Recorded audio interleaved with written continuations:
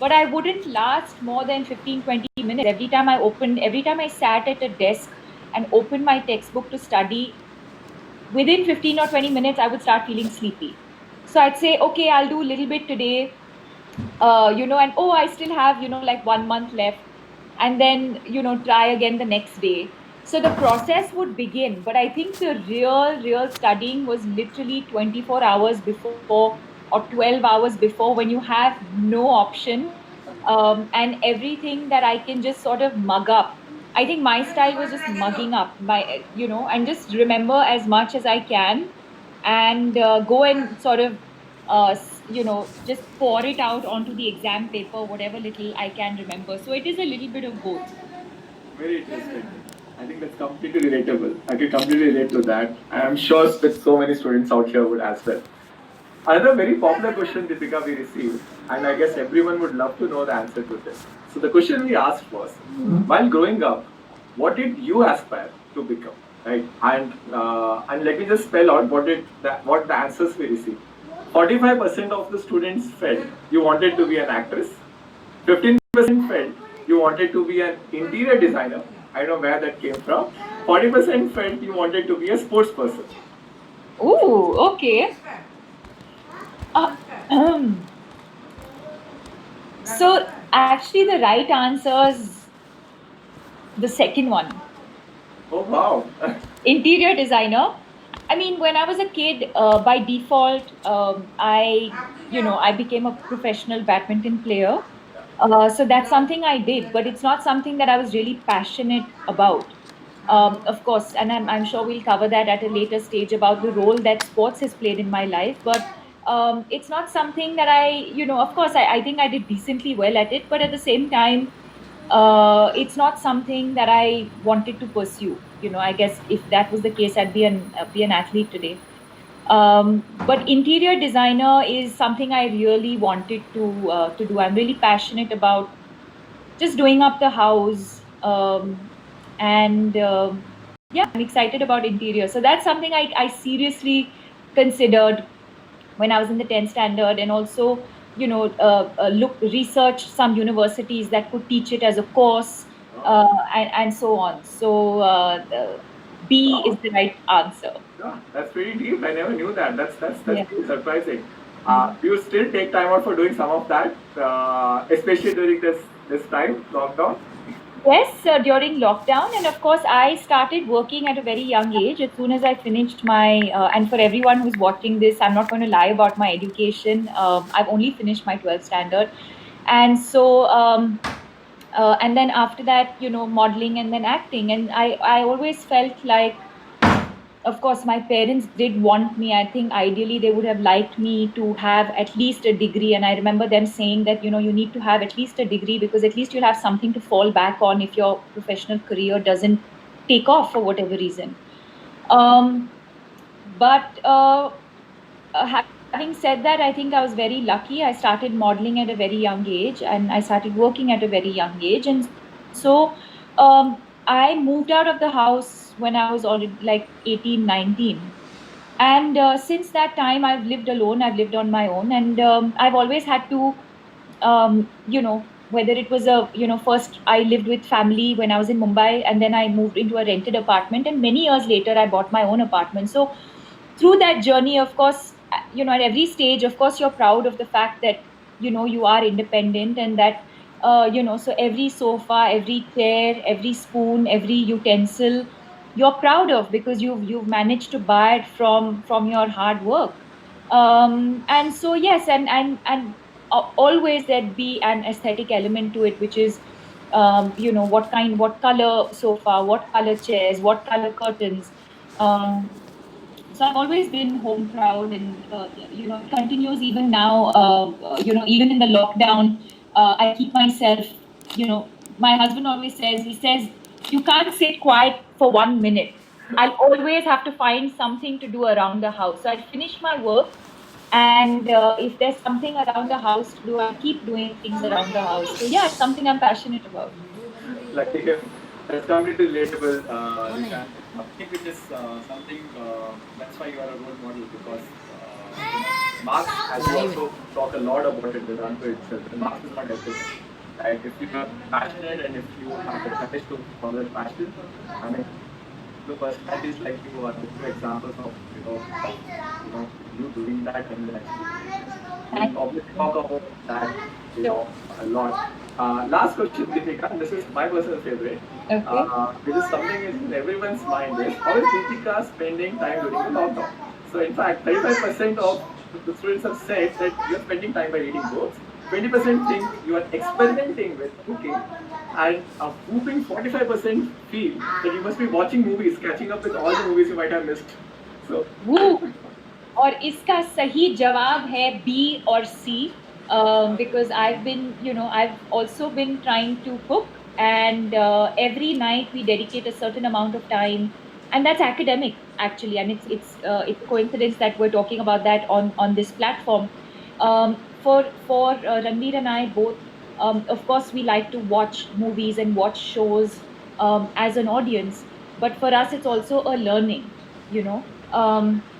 To see different kinds of content coming out from not just from our own country but from different parts of the world as well. So it's a little bit of both. Cooking, again, something I had to do when I was young, and when I moved out I had to sort of cook, but over the years I'd say I got rusty, and so I think this was a good time for me to, and I enjoy being in the kitchen, I enjoy baking a lot. So I've been experimenting with that, and at the same time, we do dedicate some number of hours in the day to also watch something. So it's recreation as well as learning. wow, quite a glimpse on how you are spending time during this period. Yeah. Wonderful, Deepika. Coming to the current situation, Deepika, things are very different for all of us. Like, काफी tough है. We all have been homebound, forced to adapt, not meeting people, not meeting friends, change schedules, so on and so forth. How have you adapted? How have you coped up with this whole situation and the changes and the stress associated with it? I'd love to know. See, I think, Vamsi, I think like it's sort of everyone's experience with this lockdown and with the pandemic has been very, very different. You can't say that my experience is the same as somebody else's experience. But speaking about our experience specifically, it started with a lot of denial, and almost like, how can something like this even happen? Um, and then, with all the news that was coming in, you start reading and you start watching, and you start realizing, wow, okay, this is real. Um, and then comes the part of uncertainty where you're like, okay, this is a possibility, um, but what are we supposed to do? So it came with a lot of confusion, it came with a lot of uncertainty, and I think the final step was acceptance. To accept that, okay, I don't think any of us today have the answer to what life post COVID is going to be. I don't think any of us have any firm answers on when this is going to end. And so I think one thing that has worked for me is to accept the fact that this is the reality. It's worked for me, and to be in the present. I think a lot of anxiety comes from constantly worrying about what the future is going to be about. And I think one of the ways to overcome that is to sort of be in the present, take each day as it comes. And one of the other things that has worked for me is to follow a pattern or to follow a routine. Of course, it didn't happen instantly. It didn't happen right from the beginning of the lockdown, because your body, as human beings, we're not used to that. You're not used to being confined in one space. But as you start accepting and realizing that, okay, that this is going to go on for some time, to actually find the things that give you joy, and it could be different things. What gives me joy may not give somebody else joy, so you have to find individually what are those things that give you joy. And like I said, following a routine really worked for me. So dedicating some number of hours for exercise, some number of hours for reading, some number of hours for cooking, eating, sleeping, watching something. And everyone, again, the patterns will be different, but I think following a pattern and routine is really what has worked for me. Very interesting. a very, very strong point around discipline. And I think all the students, especially, right, who are watching this, please do take a note of that, because that's really something which serves you not just in current time but probably in life itself. Yes. In Yes. fact, Deepika, now this other question is something which is serious, and thanks a lot for actually sharing this with us. Some many years ago, you yourself experienced anxiety and depression and received professional support. Following which, you set up this wonderful Live, Love, Laugh Foundation. One of the programs of the foundation is You Are Not Alone. I'm Yes. very curious about this. This program is for adolescents, right? So I'm Yes. very curious, why did you decide to focus on adolescents for this particular Actually, program? because students and adolescents, they are our future generation. They are the first line of defense. It's like when you're in the younger classes, when they take you to a fire brigade on a day trip. You know how our teachers used to take us to a fire brigade to see how firemen work, or how you have sex education in high school. The same reason why you have maths classes, the same reason why you have physical education classes. It's the same reason, because it is at that age where you grasp the most. Your learning is at its peak. You're exposed to different things in your life. Um, Emotions and impressions are being formed and being set at that age. Um, and it's time that we looked at mental health the same way we look at our physical health. And it's time for us and for our education system to include the importance of mental health into the curriculum, uh, in order for our future generations to understand the importance of mental health, to understand the importance of why our emotional well-being or our emotional health is as important as our physical health. And so that's the reason. And it's a very, very simple course where we talk about, where I give an introduction, and then we talk about why mental health, what is the importance of mental health, what are the signs and symptoms in yourself or in the people around you, what is it that you can do if yourself or people around you, maybe a friend, or even for teachers for that matter, if a teacher notices unusual behavior in a student, for them to sort of be acquainted with what those signs and symptoms are, what do they need to do, because we truly believe that they are the future generation of our country, and they are the first line of defense. That's true. I think that's a very powerful thought, Deepika, because it's not just the physics, chemistry, and maths. Marks is important, but I think this aspect is something which is less understood. And I think, as Dr. Shah was himself telling, it's also a sort of like a taboo. Like people, Yes.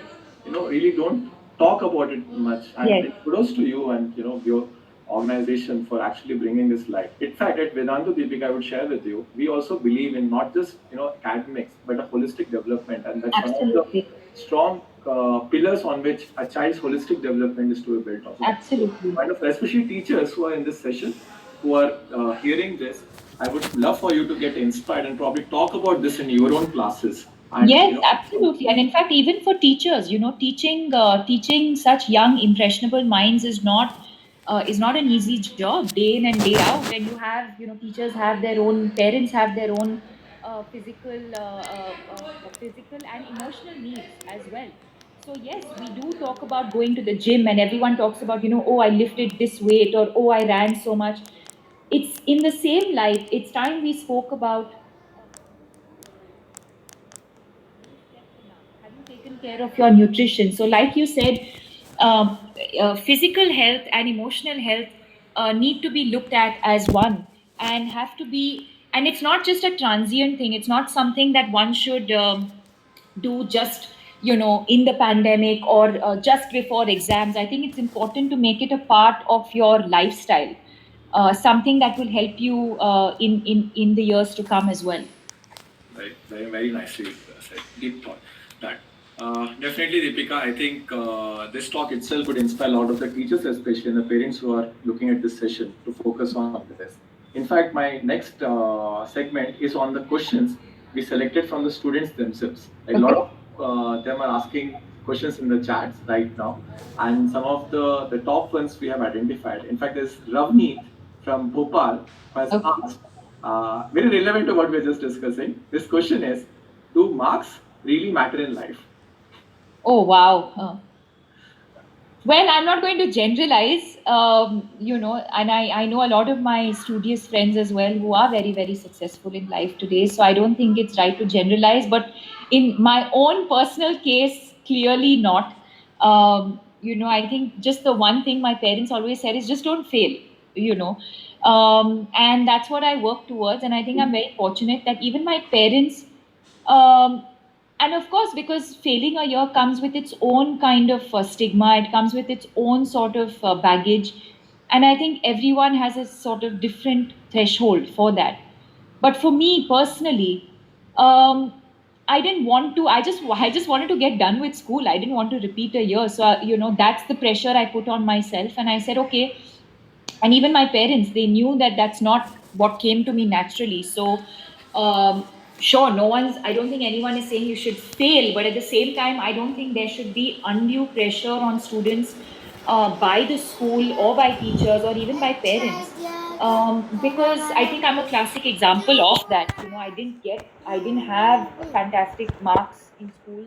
I was an average or below average student, but like I said, I think the discipline of going to school, the discipline of making friends, social interaction, and the different kind of classes that we had in school. We had knitting and stitching and sports day, teachers day, all of that, event singing. So all of those things eventually shape who you become and shape your personalities. I think I wouldn't.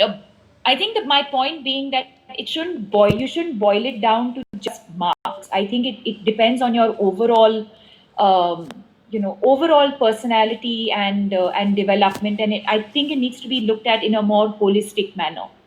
Nicely said. Especially the parents for watching this session, do take a note of that. See, there's a difference. There's a difference. I think it's important to clarify that there's a difference between encouraging and pressure. So yes, I think it's important for parents to encourage your child, and sometimes even as children, you do get lazy. So it's important for the parent and the parents are really the best judges at that, to be able to differentiate between, is the child being lazy, or is the child just genuinely not being able to grasp and understand. So yeah, it's important to encourage but not put pressure. That's rightly said. Exactly. Being a sports person yourself, Deepika, this next question from Rohini, full of life from Bangalore, has asked, do sports help cope with pressure? Did it in your case? Oh, yes, absolutely. I cannot imagine my life without sport. And that's one of the most important things that, again, apart from mental health, that I really feel should become, and I think over the years it has become, but should become a very, very important part of our lifestyle and of our curriculum. And sports has certainly played a huge part in who I am today, the way I'm able to handle failure and success, the way I'm able to handle stressful situations, um, teamwork, team effort, um, all of those things. They are not tangible things. They are intangible things that sport teaches you. And I don't think I'd be half the person I am today if I was not a professional athlete or if I had not played sport. Wow, that's a powerful one. Yeah. We really think that we should probably make this a more stronger part of our curriculum, right? Yes. From you have been saying, I think it really see, and I've heard that from even other students as well, that really really helps release energy. Yes. Yes. Very interesting. Last question was Supreme from Patiala, and he has asked, who was your go-to person when you were in school? Oh, I think it really depended on what I wanted. So my go-to person in school. So in when I was in school, my go-to person would be Oh, maybe like a really kind teacher. No, like you have teachers who are mean, and then you have teachers who are really kind. So I think my go-to person would be one of my English teachers who is very, very understanding and kind. Um, and I feel like some of my school friends, and even today, like all of my friends are all. I literally have 4 or 5 best friends, and all of them are from school, from my school years. So, and my growing up years. So they would be my go-to people in school. But at home, I think I was quite shrewd like that. I feel like I used my parents. If I wanted to go shopping, I would ask my mother. If I wanted to go have a late night, I would ask my father. So I don't know. I think it really depended on what I wanted from which parent, and I tried. I'm not saying I was successful all the time, but I tried. Depending on their mood and what the need was at that point. Who to go? Wonderful, Deepika. Thanks a lot for sharing those No things problem. and answering those questions directly from the students. Deepika, before you go, what is your message for our entire Vedantu community, in fact, comprising of students, parents, teachers, a lot of them watching this right now? Any tips Yeah. and get them to cope, especially with this current situation? Yeah. I mean, I'd say I have a couple of messages. I think one is for the current situation that we are in, and one is generally, I think, for life. I think in the current situation, restrict the kind of news and the information that you're receiving, especially if you're someone who tends to get concerned or worried about the future. Focus on the present. Um, Follow a routine, and do things that give you joy, and do not hesitate in seeking help. You'd rather be overcautious than not. So, if you feel any kind of emotional distress, do not hesitate to reach out to your friends, to your family, or to anyone who you feel comfortable with. There are several helplines also that you can reach out to. So, I want you to know that you are not alone, that we are all in this together. Mental health is something, unfortunately, not always, they don't always have physical symptoms. So, unlike other illnesses, it's difficult to tell, uh, which is why sometimes you feel like you're the only person going through it. But you should know, and every person watching this, you should know that you are not alone and that we are in this together, and most importantly, that there is hope. And I think for the long term, what I would say is, and especially for students, and I can say this because my parents followed this. They never put any kind of pressure on, of their aspirations onto us. We were always allowed to. We were allowed to choose a profession of our choice. Um, and my grandfather followed that with my mother and my father, and they in turn have passed that on to us. So I think you'll only be successful if you're passionate about what you do, whatever it is that thing might be. So follow your passion, and it while you follow your passion, you also need to be disciplined, dedication, hard work. These have been some of my learnings that I would like to share with all of you today. Wow, Deepika, that was wonderful. Such beautiful thoughts. You are not alone. Reach out, Yes. and there's always hope. That's beautiful Yes. thoughts, and most important, I love the last part. Always follow your passion, but have discipline and dedication. Yes. That's Yes. that's really probably walking the talk. Really talked about clearly from your story. That's exactly what you have done, and we can see, all of us can see like how successful you are. And all the more Thank reason, guys, all the students especially take that as an inspiration. Marks are not the end of the life. Exams are not the end of the life. They are just things which, as Deepika said, teaches you some values in life which you carry, right? And everything is a competition, be it marks, be it probably becoming an actor, becoming a professional athlete. That's beautiful thoughts, Deepika. I mean, you. And I feel like everything that happens in your life, there is always a learning. There is always something to learn from any experience that we go through in our life. So even if it is a setback, even if it is an academic setback, I've failed in math so many times, but there's always a learning, and sometimes that learning doesn't happen instantly, doesn't happen in that time. It could happen 10, 15 years down the line. But I always believe that there is something to take away, or there is something to learn from everything that we are challenged with every step of the way. Wonderful, Deepika. Dear Deepika, thanks a lot for Thank joining us, you. being with us, right? And Thank sharing. you. This was a lot of fun. Apologies for the glitch initially, but I'm so glad we could do this, and I'm so glad that the rest of it went off so well. Thank you for giving me this opportunity to reach out to so many people, and congratulations on everything that all of you are doing.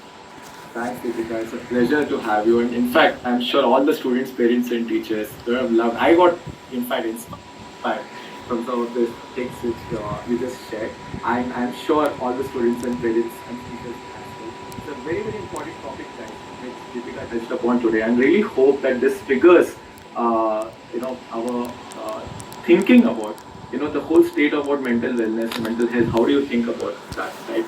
Thanks, Deepika. Thank you. Thank you so much. Thank you. Thanks for joining us on Vedantu. So, my dear students, teachers, and parents,